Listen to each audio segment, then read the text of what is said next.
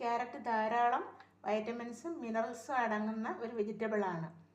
ഇന്ന് സാധാരണയായിട്ട് എല്ലാ വീടുകളിലും ക്യാരറ്റ് ഒരു വിഭവമായിട്ട് ഉപയോഗിക്കുന്നു. ഇത് പല വിധത്തിൽ ആൾക്കാർ ഉപയോഗിക്കുന്നു. റൈസിൻ്റെ കൂടെ, ചപ്പാത്തിയുടെ സൈഡ് ഡിഷായിട്ട് ഉണ്ടാക്കാനായിട്ട് ഉപയോഗിക്കുന്നു. തോരൻ, മെഴുക്കുവരട്ടി, കുറുമ തുടങ്ങിയവ. കൂടാതെ ഹൽവ ഉണ്ടാക്കാൻ ഉപയോഗിക്കുന്നു, ജ്യൂസ് ഉണ്ടാക്കാൻ ഉപയോഗിക്കുന്നു. ഇതിൽ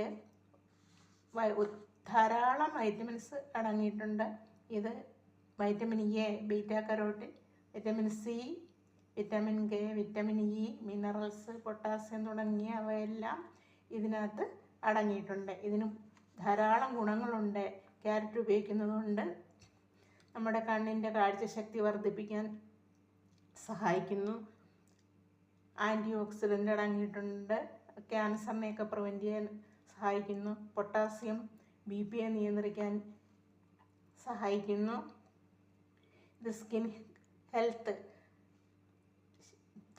ത്വക്കിൻ്റെ ആരോഗ്യം മെച്ചപ്പെടുത്താൻ ഇത് ഉപയോഗിക്കുന്നു. ഫൈബർ അടങ്ങിയിട്ടുള്ളത് കൊണ്ട് ഡൈജഷനും ഇത് സഹായിക്കുന്നു.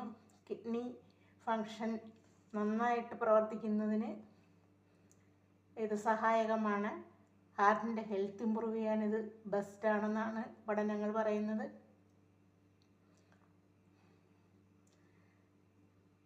ആൻറ്റി ക്യാൻസറസ് ആണ്.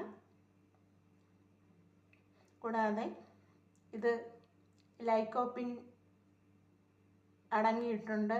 അതുകൊണ്ട് ക്യാൻസറിനെ പ്രിവെൻറ്റ് ചെയ്യാൻ, ആൻറ്റി ഓക്സിഡൻറ്റും അടങ്ങിയിട്ടുള്ളത് കൊണ്ട് ക്യാൻസറിനെ പ്രിവെൻറ്റ് ചെയ്യാനും ഇത് സഹായകമാണെന്നാണ് പഠനങ്ങൾ പറയുന്നത്.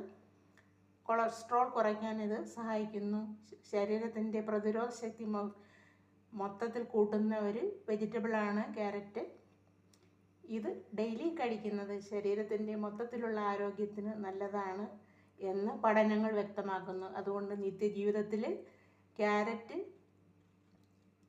ഒരു വെജിറ്റബിളായി ആഹാരത്തോടൊപ്പം കഴിക്കുന്നത്. ക്യാരറ്റ് വെച്ച് ക്യാരറ്റ് മെഴുകുവരട്ടി ഉണ്ടാക്കാം, തോരൻ ഉണ്ടാക്കാം.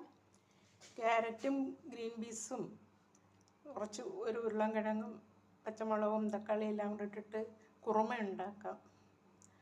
അങ്ങനെ ഒരുപാട് ഉപയോഗങ്ങൾ ക്യാരറ്റിനുണ്ട്. ക്യാരറ്റ് ഇതുപോലെ വട്ടത്തിലരിഞ്ഞ് തക്കാളി, ഉള്ളി, പച്ചമുളക്,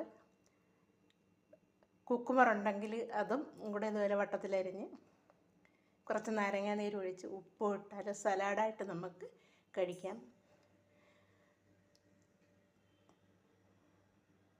ക്യാരറ്റ് ഇതുപോലെ